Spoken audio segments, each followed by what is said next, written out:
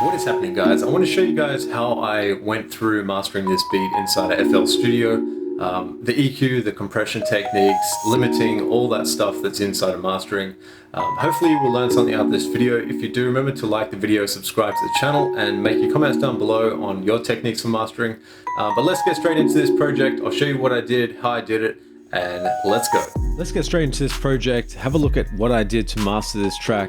I normally work inside of Studio One, so don't freak out because you see me in FL Studio. It's something I've really enjoyed recently, just using FL Studio because of the fact that it's now compatible with Mac. And I've really wanted to get into FL and just make beats in it, and I feel like it's got a different technique to it altogether. Anyway, let's get straight into this video. We'll go through some of the techniques that I used for the mastering of this project, the EQ, the compression, and I guess the whys and the hows, and then limiting as well. And we'll just go through some of the things I listened for in the track and kind of work around that. So hopefully you learned something out of this video. Hopefully it's informative for you, and let's get straight to it now. So we're here in the project in FL Studio, and I just want to talk about mastering for a second because mastering is a very subjective thing. Nothing is right or wrong when it comes down to mastering. Obviously, if it sounds good, that's what really matters.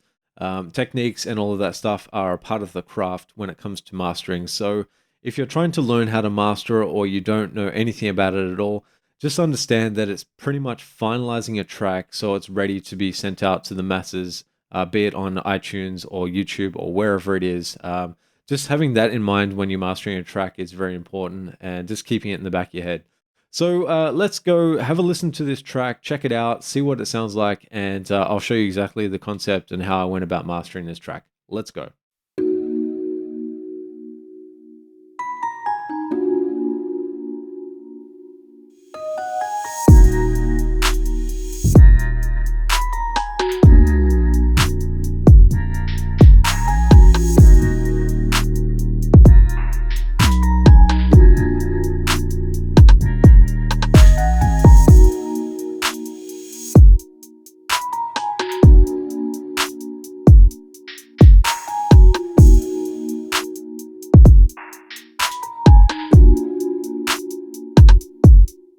Okay, so that's the basis of the beat. Hopefully you enjoyed that.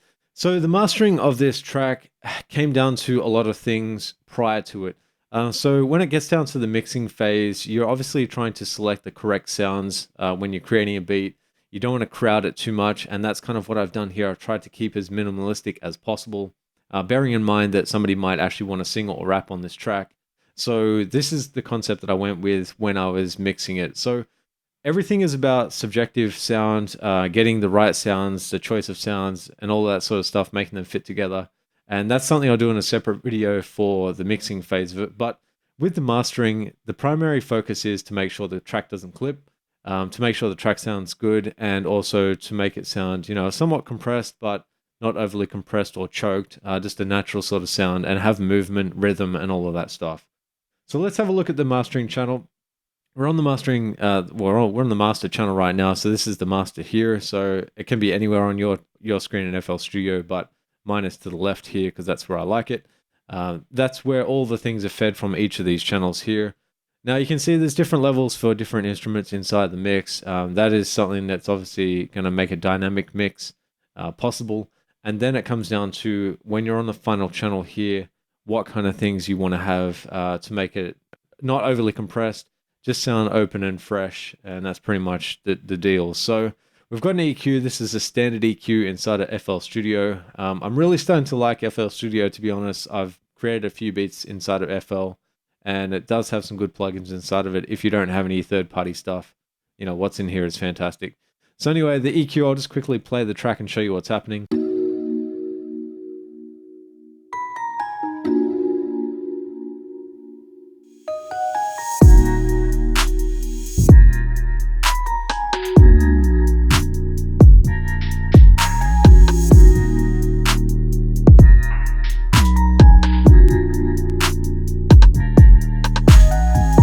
Now you can see when I bypass that EQ, it kind of introduced a bit more low end. Now you can see on this EQ, I've reduced a little bit at 50, and I've also reduced some at 129, and that's pretty much where I left it on this. So the basic concept of this EQ is to remove some of the low end that I didn't want in the track. it kind of frees up a little bit of the top end, makes it sound more present. And I guess it allows the beat to breathe a little bit easier. And then when it comes down to the compressor as well, it's not so harsh on the compressor when it comes to the low end because there's not as much of it available for the compressor to choke on. So that's the basic concept of the EQ. A lot of people try and figure out whether or not they should have EQ or compression, which one goes first. To be honest, it doesn't matter which one goes first. What matters is what sounds good. So if you can get an EQ after the compressor and you're reducing some stuff, for the reason that it sounds better that way, stick with it that way. There's no rule of thumb. It really is subjective. But I used an EQ prior to the compressor because I want to reduce some of the low end stuff. So anyway, that's the EQ there. So the compressor is the stock compressor inside of FL Studio. I'm using a 2:1 ratio. Threshold is barely even touching it. It's just really a fast attack and a fast release, and it's on like a hard knee style. So I'm not making up any gain either. There's very minimal stuff happening with this actual compressor here. So just so you know, that's what's happening there. The next thing then, I use a second compressor. This is more where things are coming into play. This is a more expensive compressor. You don't have to have this one. There are other ones out there that do similar or the same kind of thing. That would probably be cheaper than this, to be honest, as well. But this is the native SSL native bus compressor, which is their plug-in version of their console. It's using a high-pass filter, so I'm removing some of the low-end frequencies out of the compression. I'm using it all in wet. And then I'm using a 10 attack, so 10 millisecond attack, and a 1.2 on the release. The 4:1 ratio on the actual ratio of the compressor, and it's just at minus 18 dB, and that's kind of just touching the needle. It's literally hardly doing anything. It's just creating a bit of firmness in the track. So I'll play it and I'll show you what the difference is between the 2:1 ratio and the 4:1 ratio, and you guys can hear kind of what happens there. It kind of limits the track a little bit for me, and it just makes it sound like it's more solid. So let's go. Shall I go on the drum section?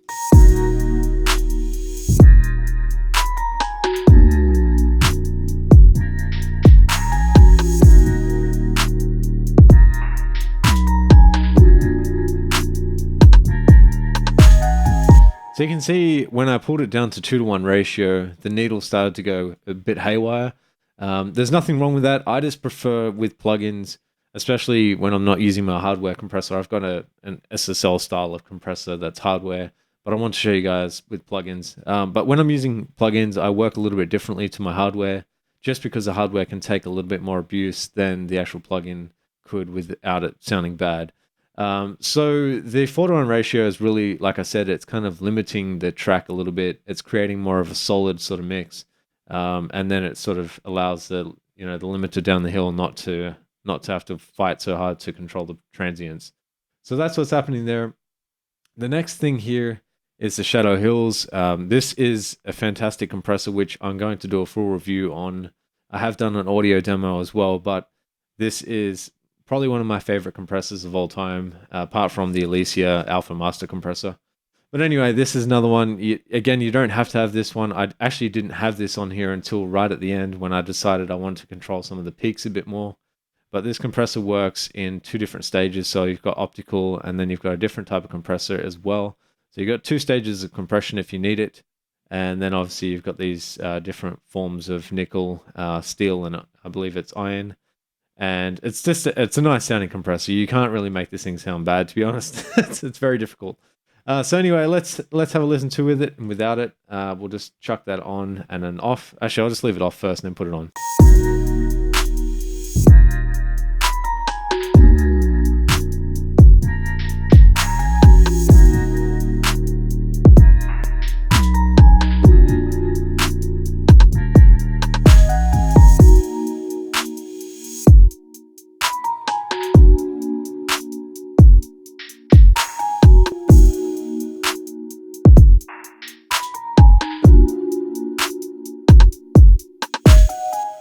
So you can kind of see what it's doing there. It's slightly gluing the track together.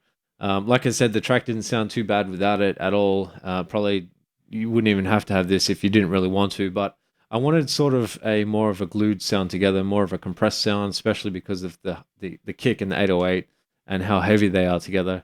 But this is really holding it together. It's quite confusing when you first see it, but really this is the optical compression threshold there. This is the discrete ratio. So you've got a ratio on the compressor here. So this is discrete threshold. You've got recovery here and the attack for the discrete. The optical has no control over that. It's just pretty much the optical compressor, and then you've got the optical makeup gain, and you can monitor both or one or the other. So that's what's happening there. And then I'm using obviously a split here between mid-side processing. So the mid-side frequencies, pretty much the mono channel, and then anything that's panned left and right. And then it's controlling those in individual channels there. So it's allowing a little bit more control over the compressor. I'm not actually making any makeup gain on the side channel there, but I'm increasing some back on the mid channel. So it kind of brings the I guess the stereo field more into the center, and it really just makes it sound a little bit better. The other thing I'm doing here, which is a cool feature that Plugin Alliance have added into a lot of their plugins, is creating a mono track more at the low end frequencies. So it allows that to kind of control the compressor, the compression of the mono, and then obviously the rest of it is in stereo. So it kind of just you can create the width and whatever you want to do there. So that's really handy to have that. It's a really handy compressor. Quite expensive though if you don't want to have $199 I think it is right now, but it is definitely worth the money if you can afford it. Next stage of the mix, or the mastering I should say, is the L2. The L2 is probably one of my most favorite limiters for the price tag that Waves sell it for when it's on special, and also just for the usability of this limiter. It is very simple to use. It doesn't take a whole lot of thinking. You really just, you can pull down your threshold by having both of these up here, and then you can pull it down individually just like that. And you listen to the transient, especially the kick or the snare or whatever you're playing, for listening for when it's squashed or it sounds choked. And then obviously you can back it off a bit, just go backing off with both of them together. And once you do that, then you get to a certain point where it doesn't sound too choked, it sounds breathable, and then you can bring this back up and increase the ceiling height. So it's pretty much what it does. It level matches here when they're at the same volume. So you're not tricking yourself to think it sounds better than it actually does until you increase the ceiling back up. When the ceiling, I guess when I think about the ceiling, I try to go around about 0.1. 0.1 seems to be about the right thing for me, at least anyway. I don't want to clip. Some people go like literally 0.1. I go minus 1.0, I should say, because I prefer to have a little bit of headroom. But you can go as high as you want up to, obviously before it clips. So you're trying to prevent any clipping. This is what the main role of this is. And also it limits or compresses the signal as well, and just makes it louder because of the way this limiter is working. The fantastic thing about this limiter is it has a release function on it.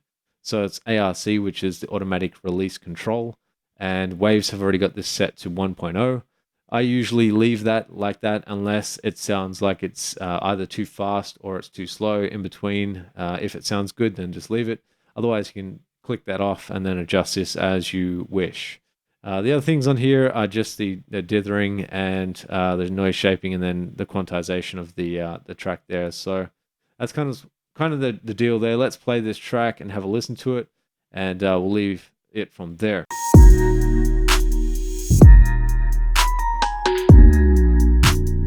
So how I'd adjust this, I'll just show you right now.